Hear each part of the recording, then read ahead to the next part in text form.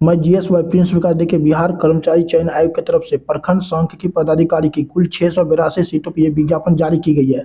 और उसके बाद से बच्चों के बीच ना क्वालिफिकेशन को लेकर इतनी ज़्यादा कन्फ्यूजन चल रही है। बच्चे जो है बीटेक वाले जितने परेशान हैं, बीकॉम वाले भी पीछे नहीं हैं, और समान ग्रेजुएट स्नातक वाले छात्र बौखला गए हैं। देखिए कन्फ्यूजन सभी छात्रों में चल रही है, और ए टू जेड सॉल्यूशन आपको इस वीडियो में निकालेंगे, जो कि लीगल प्रोसेस है। आयोग उसे एक्सेप्ट करेगी। हमने भी जो डिपार्टमेंट में बात किया उन्होंने भी यही बताया, और सारी चीज़ें बता रहा हूँ जो आपको वो प्रिंस विकास ऑफिशियल अपडेट दे रहा है, जो कि आपकी लीगल प्रोसेस से आप वहाँ तक पहुँच सकते हैं। नहीं तो बाद में पूरे साल का मेहनत खराब ना हो जाए, समझ रहे हैं ना। और ईडब्ल्यूएस सर्टिफिकेट उस पर भी बताएंगे, अदर्स जो भी है सर्टिफिकेट पर क्या वैलिडिटी है और आयोग किसको एक्सेप्ट करेगी। और तीसरी चीज़ है क्या एग्जाम डेट संभावित आपकी क्या रहेगी वो भी बता देंगे। चलिए और शुरुआत करते हैं पहले क्वालिफिकेशन से। देखिए साफ साफ यहाँ लिखा हुआ है क्वालिफिकेशन में, देखिए ध्यान से पढ़िए। जो शैक्षणिक योग्यता मान्यता प्राप्त विश्वविद्यालय से अर्थशास्त्र गणित सांख्यिकी में से किसी एक विषय से स्नातक होनी चाहिए। तो आप क्लियर है, अगर है मेजर सब्जेक्ट स्नातक है तो चलिए आप पढ़ाई में लग जाइए। अब ये उनके लिए है। देखिए नोट यहाँ से ध्यान से सुनिए, पास कोर्स के रूप में उक्त विषयों से स्नातक की डिग्री या पूरक विषय सब्सिडरी के साथ स्नातक में डिग्री प्राप्त अभ्यर्थी भी उक्त पद हेतु योग्य होंगे। देखिए क्या होता है पास कोर्स के रूप में, देखिए ये क्या होता है, बहुत सारे सेंट्रल यूनिवर्सिटी जैसे बता रहा हूँ, जो इलाहाबाद यूनिवर्सिटी है, दिल्ली यूनिवर्सिटी है, लखनऊ यूनिवर्सिटी है, बीएचयू है। यहाँ क्या होता है मेजर सब्जेक्ट वही हो जाता है जिसमें कि आपको सबसे ज़्यादा नंबर आता है। और उसके अलावा जो कि पार्ट 1 पार्ट 2 पार्ट 3 पार्ट 4 सभी में देखिएगा, अगर 4 सब्जेक्ट 5 सब्जेक्ट करके रहता है, 2 सब्जेक्ट 1 सब्जेक्ट आपका जो भी है, ये 3 में से अगर यदि आपका कोई भी सब्जेक्ट अगर फाइनल ईयर तक कंटिन्यू है तो आप इसके लिए इलिजिबल हैं पास कोर्स के रूप में, समझ रहे हैं। अगर यदि ज्योग्राफी से भी आप बैचलर डिग्री है आपका, लेकिन इकोनॉमिक्स सांख्यिकी में से कोई भी गणित में से आप तीनों ईयर में आपका वो सब्जेक्ट रहा हो तो भी आप इलिजिबल हैं। हिस्ट्री से ग्रेजुएशन किए हैं फिर भी ये तीनों सब्जेक्ट में से आपका अगर यदि है वहाँ पर तो भी आप इलिजिबल हैं, लेकिन तीनों ईयर में ये सब्जेक्ट कोई एक होना चाहिए, समझ रहे हैं। और रही बात बता रहा हूँ, ये तो सेंट्रल यूनिवर्सिटी वो सब्सिडरी वाले सब्जेक्ट जैसे हमारे बिहार में होता है। और यहाँ तक कि देखिए बिहार वाले जितने बच्चे होते हैं हमारे बिहार में, ये जो होता है सारी चीज़ें बता रहा हूँ, ये सब्सिडरी जो होती है मेजर सब्जेक्ट हमारे ग्रेजुएशन होता है जो सब्जेक्ट होता है, ठीक है। तो यहाँ पर देख लीजिए, अगर यदि आप मेजर सब्जेक्ट से हैं तो ठीक है, ग्रेजुएशन वाले जो हिस्ट्री है ज्योग्राफी ग्रेजुएशन क्या वो तो ठीक है। उसके अलावा बता रहा हूँ ये सब्सिडरी में भी कंटिन्यू अगर ये सब्जेक्ट तीनों में से कोई एक कंटिन्यू, अगर आपका तीनों ईयर चारों ईयर जो ग्रेजुएशन का होता है पूरा ड्यूरेशन 4 ईयर का 3 ईयर का बहुत सारी यूनिवर्सिटी में होता है, अगर कंटिन्यू है तो भी आप इलिजिबल है, चाहे हिस्ट्री ज्योग्राफी पॉलिटी से आप पॉलिटिकल साइंस से क्यों नहीं ग्रेजुएशन किया है। लेकिन सारी ये तीनों सब्जेक्ट में से एक भी सब्जेक्ट आपका कंटिन्यू फाइनल ईयर तक है तो आप इसके लिए इलिजिबल है, चाहे सब्सिडी से क्यों नहीं है, ठीक है। ये क्लियर हो गया।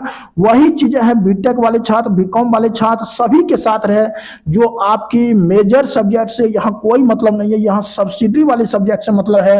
अगर तीनों ईयर 4 ईयर में भी आपका ये तीनों सब्जेक्ट में से कोई एक सब्जेक्ट भी है तो भी आप इलिजिबल है, ठीक है।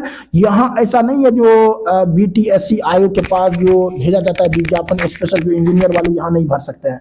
यहाँ टीचर भर्ती में भी देख लीजिए साफ साफ लिख देता है, यहाँ तो कुछ ऐसा नहीं लिखा है ना बीटेक वाले छात्र नहीं भर सकते हैं, इलिजिबल नहीं है, बीकॉम वाले इलिजिबल नहीं, ऐसा कुछ लिखा नहीं है। इसलिए आप सभी इलिजिबल हैं इस तरह से, लेकिन तीनों ईयर में ये सब्जेक्ट होना चाहिए आपका, इस सब्जेक्ट में से कोई भी एक, ठीक है। ऐसा नहीं है 2 साल पढ़े कोई और फिर तीसरा चौथा में कोई और तब नहीं है एलिजिबल। क्लियर हो गया। यहाँ देखिए आपका हम क्लियर कर देते हैं, पास कोर्स डिग्री जो होता है एक देख लीजिए समान या साधारण स्नातक डिग्री जो किसी विशेष विषय में विशेषता प्रदान करने के बजाय विभिन्न विषयों का एक व्यापक आधारभूत ज्ञान प्रदान करती है, ठीक है। देख लीजिए स्पेशलाइजेशन नहीं है, समान है जैसे सेंट्रल यूनिवर्सिटी से होता है। और रही बात जैसे सब्सिडरी का भी बात किया, ये सारी चीजें आ जाती है। और समान डिग्री देख लीजिए, और यहाँ ज्यादा कुछ पढ़ना है तो पढ़ लीजिए, यह डिग्री समान स्नातक डिग्री होती है जो किसी विशेष क्षेत्र में विशेषज्ञता के बजाय विभिन्न विषयों में ज्ञान प्रदान करती है, वही होता है, ठीक है ना। अब इसको ज्यादा कुछ देखने का जरूरत नहीं है, गूगल से भी सर्च कर सकते हैं, आपको वो सारी चीजें दिख जाएगी। देखिए एक छात्र जो है ये मुझे कमेंट किया था, सर हम मैकेनिकल से बीटेक किए हैं, मेरा फर्स्ट और सेकंड ईयर में मैथमेटिक्स था और थर्ड ईयर के इकोनॉमिक्स भी था, तो क्या हम बिहार में जो अभी ब्लॉक सांख्यिकी पदाधिकारी की बहाली आया है उसमें एलिजिबल अप्लाई कर सकते हैं, प्लीज बताइए। देखिए हम बता रहे हैं आपका ये तीनों ईयर में ये सब्जेक्ट है, अगर यदि कोई भी एक सब्जेक्ट है तो आप इसके लिए एलिजिबल हैं, फाइनल ईयर तक में वो सब्जेक्ट होना चाहिए, तो आप आराम से पढ़िए और तैयारी करिए, लग जाइए, फॉर्म को अच्छे से भरिएगा, सावधानी से भरिएगा। चलिए दूसरा लेते हैं, यहाँ पर देख लीजिए और भी कमेंट ले लेते हैं, बाद में ईडब्ल्यूएस पर चर्चा कर लेंगे। देखिए मेरा बीकॉम है सर, मैं बीकॉम ये जो किए हैं प्राइवेट जो भी है किए हैं, और मेरा तीनों ईयर फर्स्ट सेकेंड थर्ड में इकोनॉमिक्स था, तो क्या हम बीएसओ ब्लॉक स्टैटिस्टिक्स ऑफिसर का फॉर्म भर सकते हैं? सर प्लीज कंफ्यूजन को दूर कर दीजिए। देखिए 100% आप फॉर्म भरिए, आप एलिजिबल हैं। चलिए नेक्स्ट लेते हैं, क्या जो देख लीजिए सर, बीएसएससी स्टैटिस्टिक्स ऑफिसर में हम भर सकते हैं, मेरा ग्रेजुएशन केमिकल इंजीनियरिंग से है, but 2 semester math first second third fourth था हमारा। देखिए यहाँ पे क्लियरली बता रहा हूँ, आपका यह मैथ अगर यदि सभी सेमेस्टर में 2 सेमेस्टर में आप लिख रहे हैं, 4 सेमेस्टर में नहीं है, मतलब फाइनल ईयर तक, फाइनल सेमेस्टर तक वो सारी सब्जेक्ट में से कोई एक होना चाहिए, तो आप इसके लिए एलिजिबल हैं। वरना अगर ऐसा नहीं है 2 साल कोई और पढ़े, 2 साल कोई और पढ़े लास्ट फाइनल में, तो तब एलिजिबल नहीं है। मतलब फर्स्ट से लेके लास्ट तक आपका वो सब्जेक्ट उसमें होना चाहिए, तो आप इसके लिए एलिजिबल रहिएगा। चलिए नेक्स्ट चर्चा करते हैं जो आप सभी के लिए अब आवासीय सब पर देख लेते हैं। देखिए क्या है इसका, देखिए रेसिडेंस कास्ट सर्टिफिकेट की वैलिडिटी लाइफ टाइम होती है, ये जल्दी जो है बदलता नहीं है और इसको अपडेट करने की जरूरत नहीं है। रेसिडेंस देखिए आपकी ये तब देखी जाती है अगर यदि लड़की की शादी उदी हो जाती है, उस समय सिचुएशन में स्पेशली थोड़ा सा चेक किया जाता है, और नहीं तो ऐसा कुछ नहीं है, जो आप सभी को इसके लिए टेंशन नहीं लेना है।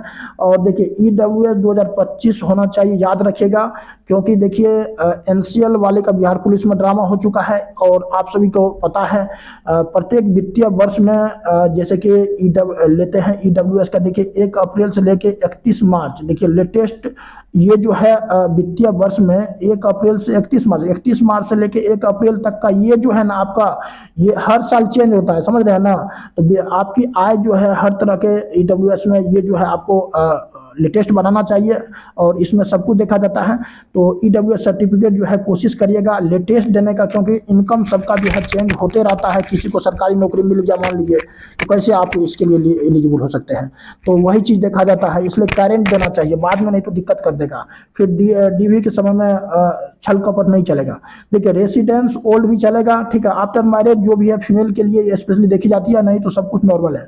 देखिए और आपका ये सारा सॉल्यूशन निकल गया, ईडब्ल्यूएस का हो, रेसिडेंस हो, और रही बात जो है कास्ट सर्टिफिकेट हो, सब निकल गया। अब जो है हम चर्चा कर लेते हैं जो एग्जाम डेट की। देखिए एग्जाम डेट जो है अभी पक्का है, जो बता रहा हूँ बीएसएससी जो स्पेशली देखिए इंटर लेवल एग्जाम पर बहुत सारा कमेंट आ रहा है बच्चों का, कुछ वीडियो बना दिया है, कौन सर है, एक नाम तो नहीं लेंगे लेकिन ये सारे में समझ जाइएगा, बहुत दिन बाद वीडियो आज बनाया है, तो मेरे पास भी वीडियो आया है, तो अक्सर वीडियो बनाते 2 लाख प्लस सब्सक्राइबर शायद लगभग है, तो वो सर बस दावा कर रहे थे बीएसएससी इंटर लेवल एग्जाम जो है जुलाई में होगी, तो ऑफलाइन होगी। देखिए ये सब फेक वीडियो बनाना सही नहीं है, लेकिन आप सभी को बता रहा हूँ जो अभी बीएसएससी पूरा जो है ना टाइम दिया है, बीएसएससी इंटर लेवल एग्जाम के लिए समर्पित है, और अभी जो ग्रुप डी परीक्षा का रिजल्ट जारी करना है उसमें काम कर रही है। इसके बाद जो है जैसे ही होगा फिर इंटर लेवल एग्जाम पर काम स्पेशली होना शुरू हो जाएगा, और आपके एग्जाम जो है हम जो मई जून का रात में जो वीडियो बनाए आराम से पढ़िए, और देखिए मई जून जो है और जुलाई में भी देख लीजिए लीजिए बिहार पुलिस का एग्जाम का डेट आ गया, अगस्त में फिर आचार संहिता सब लगेगा और आयोग में भी ये चीज़ें बता रहा है। जो अभी जो हम लोग इधर ही बिजी हैं, लेकिन आपकी एग्जाम जब भी होगी ना, ये एग्जाम अब नवंबर से पहले बताया जो संभावना कम है होने का, नहीं के बराबर है।